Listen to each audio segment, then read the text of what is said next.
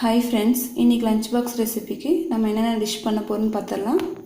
First பீக்கங்காய் கறி பண்ண போறோம். அதுக்கு பீக்கங்காய் கட் பண்ணி வச்சிருக்கேன். அதுக்கு அப்புறம் சுண்டல் தாளிக்க போறோம்.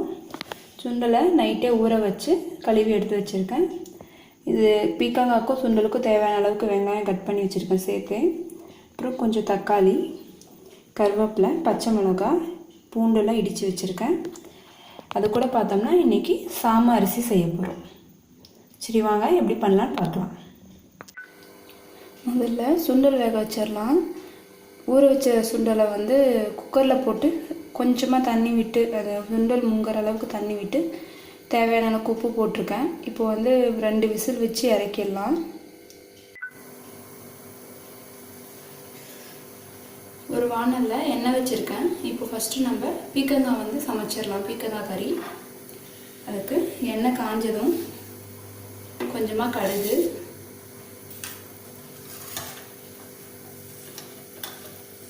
கொஞ்சமாக சீரகம்,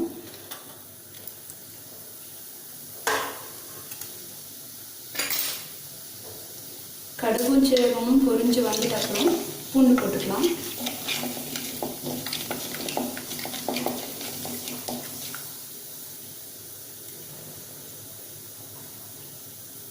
பாருங்கள், நீங்கள் சமைக்கிறது நல்ல கடலை எண்ணெயாக இருந்தால் இந்த மாதிரி நுர வரும். அதை வச்சு கண்டுபிடிச்சிக்கோங்க. செக்கில் ஆட்டின எண்ணெய்னு வாங்குறீங்கன்னா இந்த நுர வரதை வச்சு நீங்கள் ரொம்ப கண்டுபிடிச்சிடலாம்.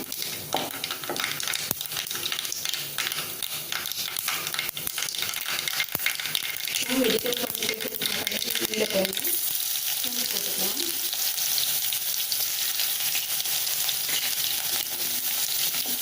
பூண்டு நல்லா ஸ்மெல் வரும். கொஞ்சம் பெரிய பச்சை ஸ்மெல்லாம் போயிட்டு அந்த டைமில் கொஞ்சம் கருவேப்பிலை பொரிஞ்சதும் வெங்காயம் எடுத்துட்டு போகிறோம்.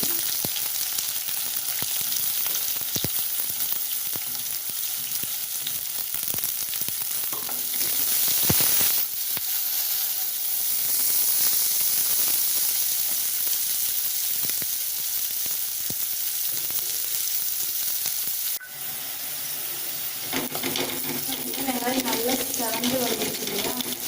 இந்த டைமில் தக்காளி போட்டுக்கலாம்.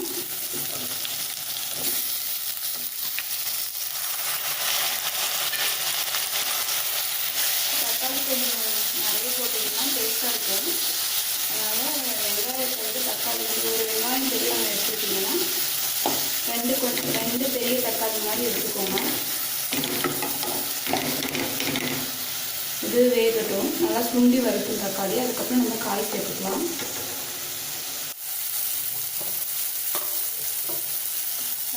தக்காளி கொஞ்சம் சுண்டி வந்துருக்கு இல்லையா?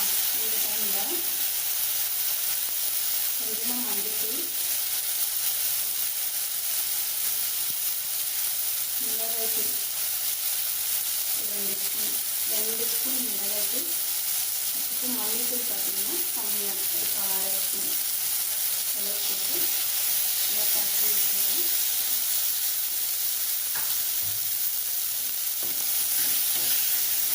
கலந்துக்கலாம். இதை ஸ்ப்ரே பண்ணிக்கலாம்.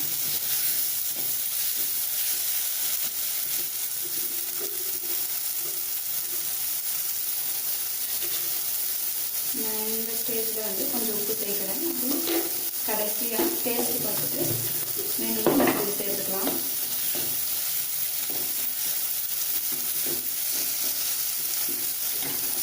இப்போது காய் ஆட் பண்ணிடலாம்ல.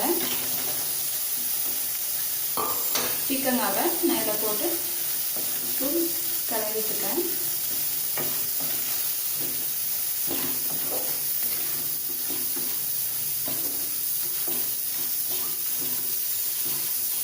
பீக்கங்காய் நல்லா வெந்து வரும். இந்த பக்கம் சுண்டல் வெந்துட்டுருக்கு. அதுதான் விசில் சவுண்டு. இன்னொரு விசில் வந்ததும் நம்ம அதை ஆஃப் பண்ணிடலாம்.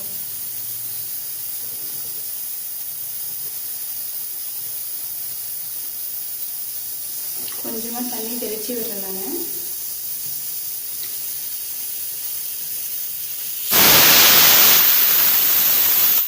2 விசில் வந்துச்சு. நம்ம சுண்டல் வந்து ஆஃப் பண்ணிடலாம். பாருங்கள், தண்ணி தெளிச்சு விட்டுருக்கேன். இந்த அளவுக்கு இருக்கும்போது மீடியம் ஃப்ளேமில் வச்சு ஒரு மூடி போட்டு மூடி வச்சு நம்ம வேக வைக்கலாம்.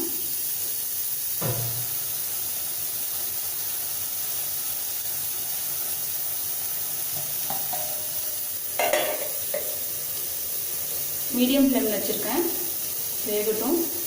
வெந்ததும் எப்படி இருக்குன்னு பார்க்கலாம்.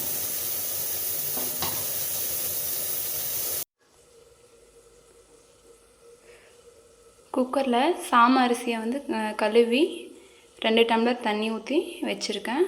தேவையான அளவுக்கு உப்பு போட்டுட்டு நம்ம 2 விசில் விட்டு இறக்கிடலாம்.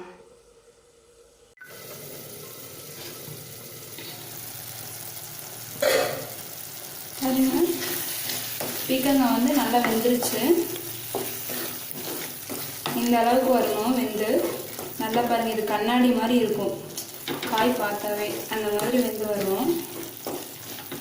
எண்ணெய்லாம் பிரிஞ்சு வந்துச்சுன்னா நல்லா வந்துருச்சுன்னு அர்த்தம். டேஸ்ட்டு பார்த்துட்டு உப்பு வேணுன்ற அளவுக்கு கூட சேர்த்துட்டு இறக்கிடலாம். நான் வெங்காயம் வணங்கும் போதே பெருங்காயத்தூள் போட்டேன், சொல்ல மறந்துட்டேன். பெருங்காயத்தூள் கொஞ்சம் ஆட் பண்ணிக்கோங்க. இப்போ நம்மளோட பீக்கங்காய் ரெடி. அடுத்தது சுண்டல் தாளிச்சிடலாம். சுண்டல் வெந்து விசில் வந்து இறக்கிட்டேன். அதை வந்து இப்போ தாளிக்கலாம். சுண்டல் தாளிக்க ஒரு வானலில் எண்ணெய் ஊற்றி வச்சுருக்கேன். கொஞ்சம் சூடு ஏறட்டும். சூடு ஏறினாலும் இதில் கடுகு சீரகெல்லாம் போட்டு வெங்காயம்லாம் போட்டு தாளிக்கலாம். பாருங்கள், நல்லா சூடு ஏறிட்டு வருது. இந்த டைமில் கடுகு சேர்த்துக்கலாம். கடுகு கொஞ்சம் பொரிய ஸ்டார்ட் பண்ணும்போது சீரகம் சேர்த்துடலாம்.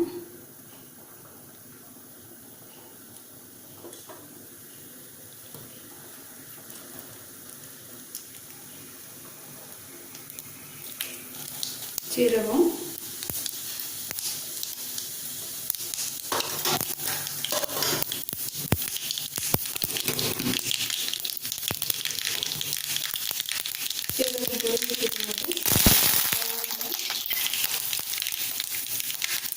பச்சை மிளகாய்,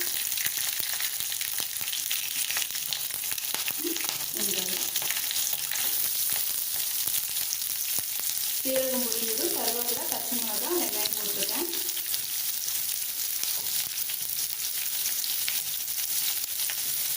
வெங்காயத்து மேலே கொஞ்சமாக பெருங்காயத்தூள் வந்து தூவிக்கலாம். இந்த டைமில் சேர்த்துனீங்கன்னா கரிஞ்சு போகாது. வெங்காயத்தூள் எண்ணெயோட நல்லா வணங்கி போயிடும்.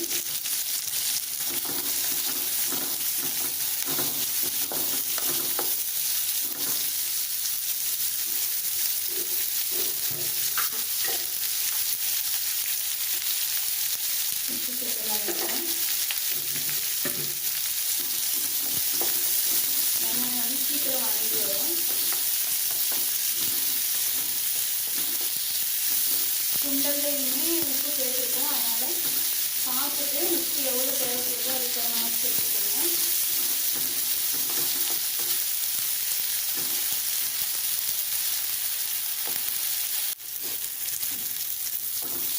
வெங்காயம் ஒரு கால்வாசி தான் வெந்திருக்கும். நல்லா ஃபுல்லாக வேகலாம்.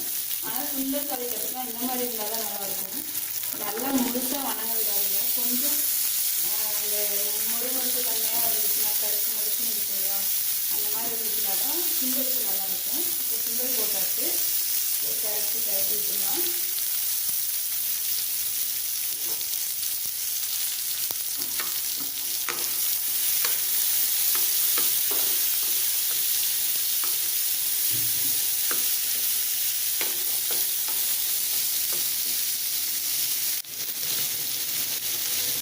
இப்போது கொஞ்சமாக மஞ்சள், கரம் மசாலா சும்மா லைட்டாக ஒரு 2 பிஞ்ச் தான் இருக்கணும், அந்த அளவுக்கு சேர்த்துக்கோங்க.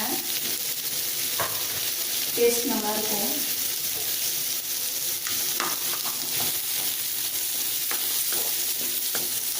அந்த மசாலா சேர்த்த ஃப்ளேவர் வந்து கரம் மசாலா ஒன்றே கொடுத்துரும். அவ்வளோதான், நம்மளோட சுண்டல் தாளிச்சாச்சு.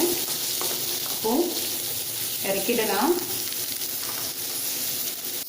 சுண்டலும் பீக்கங்காவும் வதக்கி இறக்கிட்டோம் இல்லையா, இதுக்கப்புறம் நான் கொத்தமல்லி இலையை கட் பண்ணி தூவி விட்டுருக்கேன்.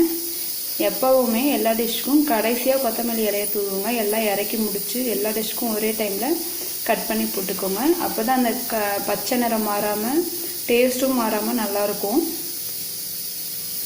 இங்கே பார்த்தீங்கன்னா பீக்கங்காயில் மல்லி இலையோடு சேர்த்து வறுத்த நிலக்கடலை பொடி சேர்த்துருக்கேன். இதோட பீக்கங்காவோட ஒரு டைம் பெரட்டி விட்டுடலாம்.